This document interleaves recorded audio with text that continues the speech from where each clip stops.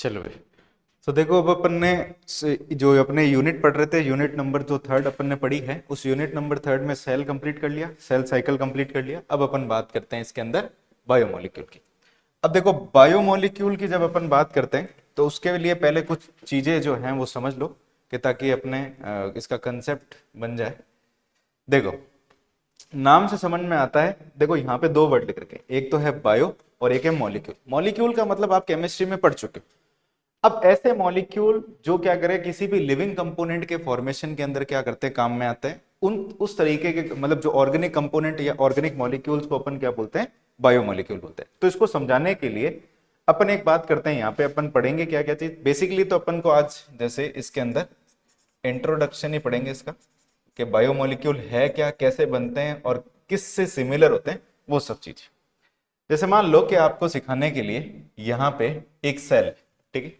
अब सेल के ऑर्गेनल के बारे में आप खुद बताना, ठीक है। ये सेल है, ये सेल के जैसे इसकी अगर अपन बात करें तो यहाँ पे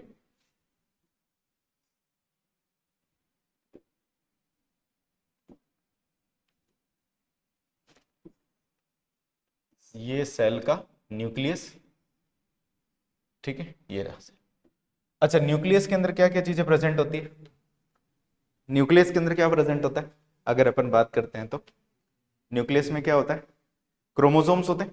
अगर अपन ये बात करें डिवीजन की, तब अपन बात करते हैं तो यहाँ पे हमने ऐसे ये हम ये क्रोमोसोम पढ़ते हैं। इस क्रोमोसोम के अंदर क्या प्रेजेंट होता है, ऐसे हमने ये पढ़ा था, इसके अंदर ऐसा एक डीएनए प्रेजेंट है, ठीक है। तो अब एक चीज अपन ये समझते हैं, जैसे मान लो कि ये हमारे पास में क्या है,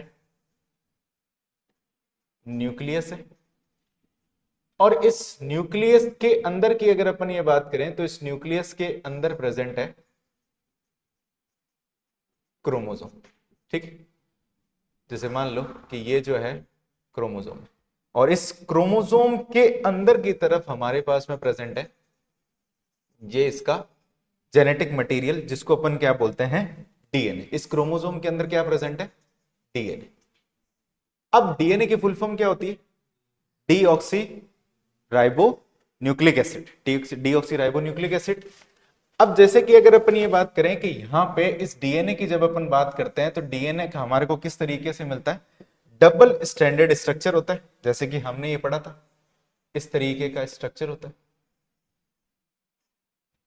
अब इस डीएनए को बनाने के लिए, ठीक है, इस डीएनए की जो एक सिंगल यूनिट जो होती है, यानी अगर अपन बात करें एक सिंगल यूनिट को अपन क्या बोलते हैं, मोनोमर बोलते हैं, ठीक है। एक इकाई जो होती है, मोनोमर का मतलब समझ गए।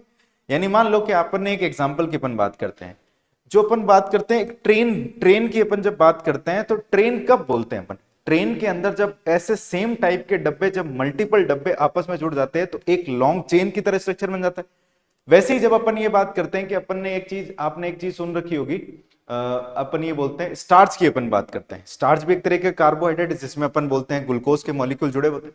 वैसे ही मोनोमर क्या होता है कि अगर अपन ये बात करें इसकी सिंगल यूनिट, ठीक है, सिंगल यूनिट की जब अपन बात करते हैं, अब डीएनए जो होता है वो कौन सी ऐसी सिंगल यूनिट से मिल करके बना होता है कि ऐसी यूनिट अपन बार बार जुड़ेगी तो क्या बन जाएगा, डीएनए। और डीएनए कहां पे प्रेजेंट रहता है, क्रोमोसोम के अंदर। और क्रोमोसोम कहां पे प्रेजेंट रहता है, न्यूक्लियस के अंदर। तो अगर अपन ये बात करें, इसकी सिंगल यूनिट जो होती है उसको अपन क्या बोलते हैं, न्यूक्लियोटाइड बोलते हैं। बात समझ में आई, न्यूक्लियोटाइड।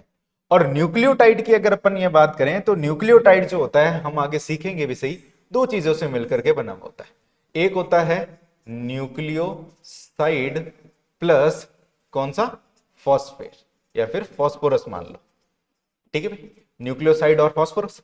अब न्यूक्लियोसाइड की भी जब अपन बात करते हैं तो दो चीजें आती है, एक आती है इसके अंदर शुगर, ठीक है, और एक आता है इसके अंदर N2 बेस, ठीक है। ये तीनों जब एक साथ में जुड़ेंगे तो क्या बनेगा, एक न्यूक्लियोटाइड। और ऐसे बहुत सारे न्यूक्लियोटाइड आपस में जुड़ेंगे तो क्या बनेगा, डीएनए बनेगा। तो डीएनए को अपन एक और नाम से भी जानते हैं, पॉलीन्यूक्लियोटाइड भी बोलते हैं। पॉली क्यों बोला, बहुत सारे। तो अगर अपन इसकी सिंगल यूनिट की अपन बात करें तो सिंगल यूनिट क्या होगी, इसकी न्यूक्लियोटाइड होगी।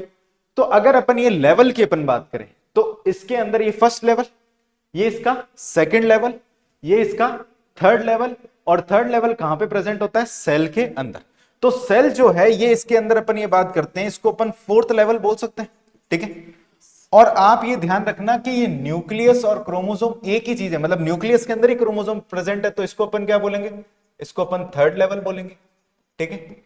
डीएनए खुद को क्या बोलेंगे अपन? सेकंड लेवल बोलेंगे, ठीक है। और इसको अपन क्या बोलेंगे? First level. तो जो भी सेल के अंदर कंपोनेंट है उसका फर्स्ट लेवल जो होता है वो क्या होता है? उसका बायोमोलिक्यूल होता है। यानी अगर अपन बायोमोलिक्यूलर लेवल की अपन बात करें तो उसके सिंगल यूनिट की अपन बात कर रहे हैं कुल मिलाकर के। अब जैसे ही इसके अंदर अपन ये बात करते हैं, इसकी सेल मेम्ब्रेन की अपन बात करते हैं। ये क्या है? इसकी सेल की मेम्ब्रेन है, ठीक है। अच्छा, सेल मेम्ब्रेन किससे बनी हुई होती है? आप बताओ, सेल मेम्ब्रेन किससे बनी होती है? लिपिड प्लस प्रोटीन से, लिपिड से प्लस प्रोटीन से, ठीक है। लिपिड और प्रोटीन से मिलकर के बनी। अब जब लिपिड की जब अपन बात करते हैं तो लिपिड के अंदर मैंने आपको दो चीज बताई थी। लिपिड किससे मिलकर के बना होता है? फैटी एसिड और ग्लिसरॉल से। अगर इस लिपिड की अपन बात करें यहां पे, इन दोनों की, यहां पे अगर लिपिड की मैं बात करूं तो लिपिड किससे बन रखा है? जैसे इसके पास में ये हेड है और इसके पास में ये टेल है, तो ये किससे बन रखा है? फैटी एसिड से प्लस ग्लिसरॉल से। तो ये फैटी एसिड और ग्लिसरॉल ऐसे बहुत सारे मॉलिक्यूल मिलकर के क्या बनाते हैं? लिपिड बनाते हैं। अगर अपन इसी चीज की अगर प्रोटीन की अगर अपन बात करें तो प्रोटीन किससे मिलकर के बना हुआ होता है? किसी को पता है प्रोटीन किससे मिलकर के बना? अमीनो एसिड से। तो अमीनो एसिड से मिलकर के बना होता है, ठीक है, अमीनो एसिड से।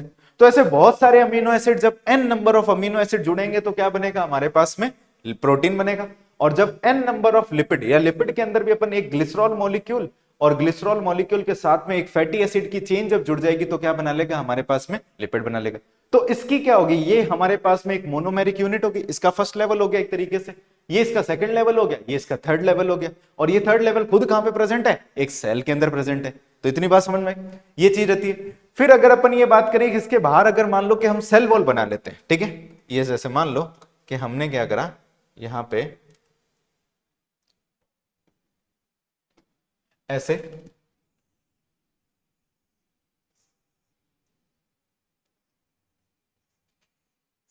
ये इसकी सेल वॉल मान लो, ठीक है।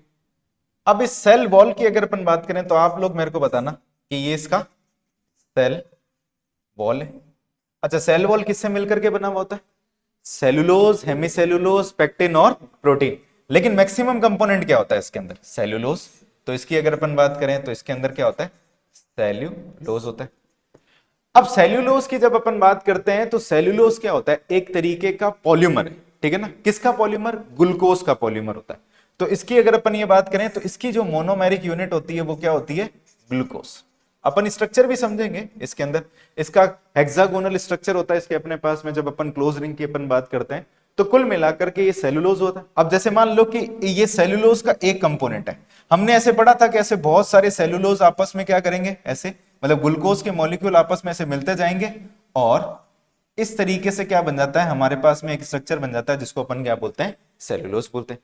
तो ये जितने भी अपने पास में फर्स्ट लेवल है, यानी अगर अपन ये बायोमोलिक्यूल की बात करें तो बायोमोलिक्यूल के अंदर बेसिकली हम यही चीज पढ़ते हैं, कार्बोहाइड्रेट, प्रोटीन, फैट और न्यूक्लियोटाइड। इन्हीं चीजों से हमारा पूरी की पूरी सेल बन रखी है। आप देखो सेल के अंदर ज्यादातर यही। अब कोई भी ऑर्गेनल आप पढ़ लो इसके अंदर, कोई भी ऑर्गेनल का मतलब ये हो गया कि जो माइटोकॉन्ड्रिया पढ़ो, माइटोकॉन्ड्रिया के पास में दो मेम्ब्रेन की अगर अपन बात करते हैं तो सेल मेम्ब्रेन उसके पास में, सेल मेम्ब्रेन देख लिया। उसके पास में अंदर का जेनेटिक मटेरियल हमने देख लिया। यानी मोस्ट ऑफ सेल के अंदर हमारे पास में बायोमोलिक्यूल की जब अपन बात करते हैं तो हम चार घटक के, या फिर अपन बोलते हैं चार कंपोनेंट के बारे में पढ़ते हैं। चार कंपोनेंट कौन कौन से हो गए? एक हो गया न्यूक्लियोटाइड, यानी न्यूक्लिक एसिड के बारे में पढ़ते हैं अपन। न्यूक्लिक एसिड के साथ साथ में अपन क्या पढ़ते हैं? अपने न्यूक्लिक एसिड में डीएनए और आरएनए, उनके अंदर मोनोमर पढ़ते हैं न्यूक्लियोटाइड। लिपिड को पढ़ते हैं, प्रोटीन को पढ़ते हैं और कार्बोहाइड्रेट को पढ़ते हैं। ग्लूकोज खुद क्या है? एक तरीके का कार्बोहाइड्रेट है। क्या इतनी बात पल्ले पड़ी आपको? तो स्टार्टिंग जो अपन बात करते हैं जैसे कि इस चैप्टर की, तो इस चैप्टर में हमको बेसिक ये चीज समझनी होती है कि इसका सबसे मॉलिक्यूलर लेवल कौन सा होता है। मॉलिक्यूलर लेवल का मतलब क्या होता है? जो सबसे छोटी इकाई है, यानी किसी ना किसी से मिलकर के ये पूरी की पूरी सेल बनी होगी। तो हमको समझ में आया कि DNA genetic material nucleic acid को बनाने वाला कौन है, इसका न्यूक्लियोटाइड है। यानी अगर अपन ये बात करें डीएनए के अंदर किसकी यूनिट छुपी हुई होगी, न्यूक्लियोटाइड की। और अगर अपन ये बात करें प्रोटीन और लिपिड के अंदर फैटी एसिड, ग्लिसरॉल और अमीनो एसिड होगा, ठीक है ना। और अपने पास में सेलुलोज को कौन बनाने वाला होगा, ये ग्लूकोज बनाने वाला होगा। इतनी बात पल्ले पड़ी आपको, ठीक है, इसको लिख लो चाहे तो। चलो अब हम ये देखते हैं कि भाई यहां पे अगर अपन ये बात करें कि हम बायोमोलिक्यूल को डिफाइन कैसे करेंगे, उसको समझो, ठीक है। बायोमोलिक्यूल की डेफिनेशन बनती कैसे, ये देखें। जैसे मान लो कि ये एक हमारे पास में क्या है, एक टिश्यू है, ठीक है, एक टिश्यू है, ठीक है। या फिर हमारे पास में एक मान लो ये हमारे पास में एक ऑर्गेनिज्म है, ठीक है, छोटा ही है ऑर्गेनिज्म, ज्यादा बड़ा नहीं है। तो एक टिश्यू है, एक ऑर्गेनिज्म है, और या फिर आप एक चीज और मान सकते हो इसके अंदर, जैसे कि आपने मान लिया कि कोई लिविंग सेल, सेल मान लो इसके अंदर, ठीक है, कि एक टिश्यू है और एक मान लो यहां पे ये एक सेल है, ठीक है। क्योंकि टिश्यू क्या, सेल से ही मिलकर के टिश्यू बनेगा, टिश्यू से मिलकर के ऑर्गेनिज्म। अब इन तीनों के अंदर या फिर इनमें से किसी के अंदर से भी जितने भी हमारे को ऑर्गेनिक मॉलिक्यूल मिलेंगे, ठीक है ना, इनमें से हमारे को ऑल ऑर्गेनिक मॉलिक्यूल, ठीक है, या फिर जो कंपाउंड हमारे को मिलेंगे, ऑर्गेनिक कंपाउंड और मॉलिक्यूल जो मिलेंगे, जो इसको बनाने में काम आ रहे हैं, उन सबको अपन क्या बोलते हैं, बायो मॉलिक्यूल। एक लिविंग कंपोनेंट को बनाने के लिए जितने भी ऑर्गेनिक मॉलिक्यूल और कंपाउंड जो काम आते हैं, उन सबको अपन क्या बोलते हैं, बायोमोलिक्यूल बोलते हैं। तो बायोमोलिक्यूल को हमारे को ये चीज समझ में आ गया कि बायोमोलिक्यूल होते क्या हैं, कि किसी भी मतलब मान लो कि हमारे को किसी भी सेल से, टिश्यू से, ऑर्गेनिज्म से जितने भी ऑर्गेनिक मॉलिक्यूल और कंपाउंड मिलते हैं, उन सबको अपन क्या बोलते हैं, बायोमोलिक्यूल बोलते हैं। इतनी बात क्लियर है। तो अभी तो हमारे को जो हमने पीछे देखा था वो सारे के सारे क्या मॉलिक्यूल, उनको बनाने वाली ऑर्गेनिक कंपाउंड है।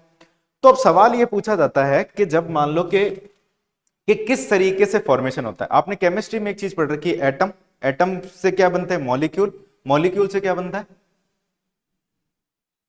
मॉलिक्यूल से क्या बनता है, कंपाउंड। इसी तरीके से होता है। तो अगर अपन ह्यूमन लाइफ की अगर अपन बात करें, तो अपन क्या करते हैं, हायरार्की के हिसाब से उल्टा चलते हैं। मान लो कि ये हमारे पास में, ठीक है, ये एक पूरा का पूरा एंटायर ऑर्गेनिज्म, ठीक है, एंटायर ऑर्गेनिज्म मान लो। अब एंटायर ऑर्गेनिज्म का मतलब ये भी हो सकता है, ठीक है भाई, ये भी एक तरीके का ऑर्गेनिज्म है, ठीक है, ये चीज मान ली आपने। तो इनमें से अगर अपन ये बात करें कि एंटायर ऑर्गेनिज्म का मतलब ये भी एक ऑर्गेनिज्म है और ये भी एक ऑर्गेनिज्म है, ये एनिमल है और एक प्लांट है, ठीक है, कुछ भी ले लो। अब इस एंटायर ऑर्गेनिज्म की अगर अपन बात करें तो इसके अंदर छोटे छोटे हमारे को सिस्टम्स मिलेंगे। यानी इसकी अगर अपन बात करें तो इसके पास में मान लो एक्सक्रीटरी सिस्टम मिला, सर्कुलेटरी सिस्टम मिला, रेस्पिरेटरी सिस्टम मिला, इस तरीके के हमारे को क्या मिलेंगे, सिस्टम मिलेंगे। अब इस सिस्टम को बनाने वाला कौन था, जब बहुत सारे सिमिलर टाइप के टिश्यू ने क्या करा, एक ही जैसा फंक्शन काम करना स्टार्ट करा, तो उन्होंने सिस्टम बनाया। अब इस टिश्यू को बनाने वाली कौन सी थी, सिमिलर काइंड ऑफ जो सेल्स होती है, ठीक है ना, जो स्ट्रक्चरली और फंक्शनली वो क्या करती है, सेम काम करती है, उसको अपन ने क्या बोल दिया, सेल, ठीक। अब सेल की अगर अपन ये बात करें तो सेल के अंदर अभी हमने पढ़ रखा है कि सेल के अंदर क्या प्रेजेंट होते हैं, ऑर्गेनेल्स प्रेजेंट होते हैं, ठीक है। और ये ऑर्गेनेल्स को जब हमने नोटिस किया तो इसके अंदर हमारे को क्या मिलेगा, कुछ मॉलिक्यूल मिलेंगे, ठीक है, इनके अंदर कुछ मॉलिक्यूल मिले। और इन मॉलिक्यूल को जब हमने देखा तो वो उसके अंदर क्या मिलेंगे, एटम्स मिलेंगे, ठीक है। तो इतनी बात हमारे को ये समझ में आई कि जो एटम्स होते हैं वो मिलकर के मॉलिक्यूल बनाते हैं, और मॉलिक्यूल मिलकर के ऑर्गेनल, ऑर्गेनल मिलकर के सेल बनाती है, सेल मिलकर के टिश्यू बनाता है, टिश्यू मिलकर के सिस्टम बनाता है, सिस्टम मिलकर के पूरा का पूरा ऑर्गेनिज्म बनाने का काम करता है। स्टार्टिंग कहां से होती है, एटॉमिक लेवल पे, लेकिन हम एटॉमिक लेवल को यहां नहीं पढ़ते, हम पढ़ते हैं यहां पे मॉलिक्यूलर लेवल। बायोमॉलिक्यूल तभी हम बोलते हैं, हम मॉलिक्यूलर लेवल पढ़ते हैं, सेल हम पढ़ करके आ चुके हैं, सेल कैसे डिवाइड करती है, ये सब चीजें, यानी इतना इतना पोर्शन अपन ने पढ़ चुके हैं। यानी यहां से अगर एक सेल से दूसरा सेल बनना है, टिश्यू कैसे बनना है, ये टिश्यू के बारे में अभी अपन पढ़ेंगे, लेकिन हम ये पढ़ करके आ चुके हैं कि सेल क्या होती है, सेल ऑर्गेनल क्या होते हैं, सेल डिवाइड कैसे होती है। अब हम ये पढ़ रहे हैं इसके अंदर मॉलिक्यूल लेवल। ये सब जब पढ़ लेंगे तो हम क्या पढ़ेंगे, फिर इसको टिश्यू पढ़ेंगे। टिश्यू पढ़ने के बाद में सिस्टम, सिस्टम का मतलब अगर मान लो प्लांट के सिस्टम की अपन बात करते हैं, प्लांट किस तरीके से सांस लेते हैं, किस तरीके से फोटोसिंथेसिस करते हैं ये चीज पढ़ेंगे। फिर हम अगर एनिमल्स की बात करें तो एनिमल अपना प्रोसेस किस तरीके से चलाते हैं, रेस्पिरेशन कैसे होता है, इनको पढ़ेंगे। देन ये पूरा का पूरा क्या बन जाता है, आपकी पूरी की पूरी बायोलॉजी। ये चीज होता है, बायोलॉजिकल का स्टार्ट हमेशा सेल से होता है। सेल के अंदर क्या चीज है, हम मॉलिक्यूल को पढ़ने से पहले हम सेल को पढ़ते हैं, क्योंकि सेल के बारे में नहीं पता होगा तो मॉलिक्यूल के बारे में खाक पता होगा हमारे को। तो इस तरीके से क्या होता है, ये पूरी की पूरी हायरार्की चलती। अब सवाल ये पूछा गया कि भाई देखो आप पता करके बताओ, जैसे अर्थ की अगर अपन बात करते हैं तो आपने सुन रखा है अर्थ के अंदर हमारे पास में सेंटर के अंदर कोर है, और कोर के बाहर की तरफ हमारे पास में अगर अपन ये बात करते हैं कि एक लेयर होती है, और सबसे बाहर की तरफ क्या होती है, एक परत होती है जिसको अपन बोलते हैं अर्थ की क्रस्ट बोलते हैं। ठीक है ना, करीब करीब 30 किलोमीटर के आसपास में ये अर्थ का क्रस्ट है। तो साइंटिस्ट ने ये देखा कि क्या हमारे अंदर जो कंपोनेंट है वो सेम कंपोनेंट कहीं और भी है, या फिर अपन ये बात करते हैं कि मिलते जुलते कहीं कंपोनेंट है कि नहीं है। तो उससे रिलेटेड अपन बात करते हैं। इसको लिखना चाहते हो तो फटाफट से लिख लो। लिख लिया आपने सबने? चले, अब देखो यहां पे सवाल ये आता है कि यहां पे कि जब अपन ये बात करते हैं यहां पे कि जैसे मान लो ये हमारे पास में अर्थ है, ये अर्थ है, ठीक है, और इसके अंदर ऐसे मान लो कि ये जो एरिया है ये अर्थ का क्रस्ट मान लो, ठीक है, इतना इतना जो एरिया है ये जो है ये अर्थ की क्रस्ट है। अब ज्यादातर जीवन कहां पे मिलता है अपने को, अर्थ की क्रस्ट पे मिलता है। इसके बाहर की तरफ जितना भी हमारे पास में जितने भी लिविंग ऑर्गेनिज्म, जो भी अपने पास में बायोटिक ए बायोटिक जितने भी फैक्टर हमारे को मिलते हैं, ठीक है ना, लिविंग नॉन लिविंग जितने भी फैक्टर हमारे को मिलते हैं, जैसे कि ये ग्रीन कलर से जो एरिया बना लेते हैं, इस पूरे के पूरे सिस्टम को अपन क्या बोलेंगे, बायोस्फीयर बोलेंगे। ठीक है, ये जो पोर्शन है ये मान लो कि यहाँ पे लाइफ मिलती है हमारे को, इसको अपन क्या बोलते हैं, बायोस्फीयर बोलते हैं। क्या लाइफ हमारे को इस सेंटर के अंदर मिलती है, लावा के अंदर कोई हमारे को मिलेगा, नहीं मिलेगा। जो भी मिलेगा हमारे को ऑलमोस्ट इस क्रस्ट में मिलेगा। मान लो कि क्रस्ट के ऊपर हमारे को आइसबर्ग्स दिखाई देते हैं। आइसबर्ग का मतलब समझ गए, ये बर्फ की चट्टान है। देखा गया कि भाई वहां पे खोजा गया कि कुछ माइक्रोब्स वहां पे मिलते हैं, ठीक है। फिर देखा गया कि कोई केव्स में मिलता है, कोई जंगल के अंदर मिलता है, कोई पानी के अंदर मिलता है, यानी कुल मिलाकर के जहां पे पूरा का पूरा लिविंग ऑर्गेनिज्म प्रेजेंट है, जिसको अपन ने क्या बोल दिया, बायोस्फीयर बोल दिया। ठीक है, जैव मंडल भी जिसको अपन क्या बोलते हैं, हिंदी के अंदर बोलते हैं। अब इस बायोस्फीयर को जब अपन ऑब्जर्व करते हैं तो यहां पे हमारे को क्या क्या चीजें दिखाई देती है। यहां पे अपने को मिलते हैं एनिमल्स मिलते हैं, ठीक है ना, और यहां पे क्या करते हैं, प्लांट जो होते हैं वो अपना जीवन गुजार रहे हैं, ठीक है, लिव। तो कुल मिलाकर के हमको ये समझ में आया था कि भाई जहां पे प्लांट और एनिमल, मोस्ट ऑफ जो बायोडाइवर्सिटी हमारे को कहां मिलती है, इस बायोस्फीयर के अंदर मिलती है। तो साइंटिस्ट ने क्या करा कि एक आपने क्या करा, जैसे उन्होंने चेक करने के लिए देखा, तो उन्होंने क्या करा कि भाई मान लो कि एक टिश्यू लिया, ठीक है, एनिमल टिश्यू, ठीक है, एनिमल टिश्यू लिया, साथ ही साथ में उन्होंने क्या करा, एक प्लांट का टिश्यू लिया, ठीक है, और एक माइक्रोबियल स्ट्रक्चर या फिर अपन बोलते हैं, इन तीनों का क्या करा, इन्होंने एक पेस्ट बनाया। एक पेस्ट नहीं बनाया, अलग अलग पेस्ट बनाया। इसका एक अलग पेस्ट बनाया, इसका एक अलग पेस्ट बनाया। तो मैं इसको कॉमन नहीं कैसे लिख देता हूं, इन्होंने क्या करा, सेपरेटेड पेस्ट बनाया, ठीक है, मतलब जो पेस्ट बनाया वो सेपरेटेड था, ठीक है। अब इसके अंदर पेस्ट बनाया, फिर इन्होंने क्या करा कि इस अर्थ क्रस्ट का थोड़ा सा पार्ट लिया, ठीक है, इसको क्या करा, अर्थ क्रस्ट को एनालाइज किया। अर्थ जो क्रस्ट था उसको क्या करा, इन्होंने एनालिसिस करा, और इसको भी, पेस्ट को भी क्या करा, एनालिसिस करा।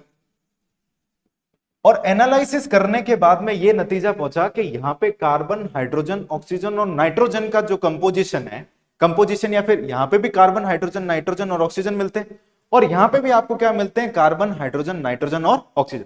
तो एनालिसिस करने के लिए यहां पे हमारे को मिला, ठीक है, याद रखने का तरीका है CHON, चौन, ठीक है, और इधर से भी क्या मिला हमारे को, चौन मिला, ठीक है, CHON यहां पे मिला और CHON यहां पे मिला। लेकिन जब इसके अपन ने रेशियो की बात करी, कंपोजिशन की अपन ने बात करी, तो हमारे अंदर कार्बन डाइऑक्साइड, मतलब कार्बन और ऑक्सीजन का जो कंपोजिशन होता है वो हमारे को, हमारे अंदर क्या मिलता है, ज्यादा, और इस अर्थ क्रस्ट में क्या मिलता है, कम मिलता है। इतनी बात क्लियर है। तो जब इसको ऑब्जर्व किया तो यहां पे एनालिसिस करने के बाद में कार्बन का और ऑक्सीजन, यहां पे अगर अपन ये बात करते हैं यहां पे मिलती है मतलब हाई, और जब यहां पे देखा गया और यहां जब देखा गया एनालिसिस किया गया तो कार्बन और ऑक्सीजन मिलती है ह्यूमन के अंदर या फिर लिविंग ऑर्गेनिज्म के कंपैरिजन में लो। तो इससे एक चीज बात क्लियर होती है कि यहां पे अपन ये बोलते हैं कि जितने भी लिविंग ऑर्गेनिज्म होते हैं वो सेम तरीके के एलिमेंट और कंपाउंड से मिलकर के बने हुए होते हैं। यानी अगर अपन ये बात करें कि जो कंपाउंड यहां पे हमारे अंदर है वही कंपाउंड क्या है अर्थ क्रस्ट में, यानी हमारा जो ओरिजिन हो रखा है कुल मिलाकर के हमारा जो डेवलपमेंट हुआ है यही कहीं कहीं ना कहीं पे हुआ, इन्हीं कंपोजिशन से मिलकर के हम बन रखे हैं। तो दो तीन पॉइंट है वो लिख लो इसके अंदर, ठीक है। तो अगर अपन ये बात करते हैं नेक्स्ट लेक्चर कहां से आता है, ठीक है, लिखो इसके अंदर पहला पॉइंट लिखो, इसके अंदर लिखो all organism are made up of, all organism are made up of same element and compound. यानी हम कुल मिलाकर के इनके आपस की बात कर रहे हैं, एनिमल प्लांट और माइक्रोब्स की बात कर रहे हैं। अभी इतनी बात करें कि ये सारे के सारे जो लिविंग ऑर्गेनिज्म है ये सेम तरीके के एलिमेंट से और कंपाउंड से मिलकर के बने होते हैं, ठीक है। दूसरा पॉइंट इसके अंदर ये आता है, दूसरा पॉइंट लिखो साथ साथ में इसके अंदर, ठीक है, लिखो। तो हमने जब इसका नॉन लिविंग मैटर का और लिविंग मैटर का एनालिसिस किया तो वहां पे हमारे को कार्बन और आपके ऑक्सीजन का जो कंपोजिशन है वो लिविंग मैटर में क्या मिलता है, ज्यादा मिलता है। तो लिखो इसके अंदर, लिखो the same analysis made on, ऐसे लिख लो, the same analysis made on non living matter. जब नॉन लिविंग मैटर पे सेम एनालिसिस किया गया जो हमने लिविंग ऑर्गेनिज्म पे मिला, ठीक है, जैसे कि किस पे किया गया, नॉन लिविंग अर्थ क्रस्ट पे, ठीक है। अर्थ क्रस्ट पे जब हमने सेम एनालिसिस किया तो इसके अंदर हमारे को जो केमिकल मिले वो हमारे को यहां पे क्या मिले, सेम केमिकल मिले, सेम केमिकल एज लिविंग, ठीक है, सेम केमिकल मिला। और हमने लिविंग पे किस तरीके से एनालिसिस किया, अगर अपन ये बात करते हैं तो हमने लिविंग ऑर्गेनिज्म का एनालिसिस जो है वो किस पे किया, लिविंग ऑर्गेनिज्म की अगर अपन बात करें तो हमने प्लांट लिया था, एनिमल लिया, एनिमल का टिश्यू लिया और माइक्रोबियल पेस्ट लिया, ठीक है। तो लिविंग ऑर्गेनिज्म का एनालिसिस जो हमने किया है वो हमने क्या रखा है, इन पे प्लांट टिश्यू, एनिमल टिश्यू और माइक्रोबियल पेस्ट पे कर रखा है हमने, ठीक है। तो जब हमने ये एनालिसिस किया तो हमारे को क्या मिला, यहां पे कार्बन, कार्बन मिला,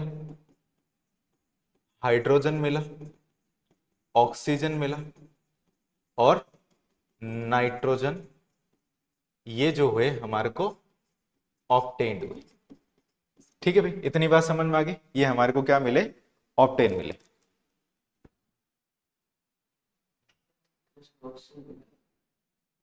अरे नहीं उल्टा लिखा, देखिए मैंने, चलो अर्थ क्रस्ट पे ऑक्सीजन नहीं होता, हाइड्रोजन होता है यहाँ पे, हाँ हाइड्रोजन, ऑक्सीजन नहीं होता, हाँ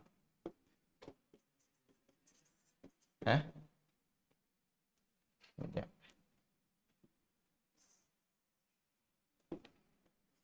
ये हाइड्रोजन और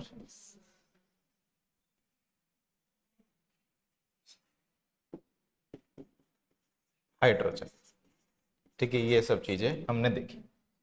तो यहां पे लिख लो इधर, ठीक है। तो अर्थ क्रस्ट की जब अपन बात करते हैं तो वहां पे कार्बन और हाइड्रोजन ज्यादा मिलता है, ठीक है, लिविंग कंपोनेंट से, लिविंग ऑर्गेनिज्म से, ठीक है। लिख लो इसको। अर्थ क्रस्ट पे कार्बन हाइड्रोजन हमारे को ज्यादा मिलता है लिविंग ऑर्गेनिज्म के कंपैरिजन में।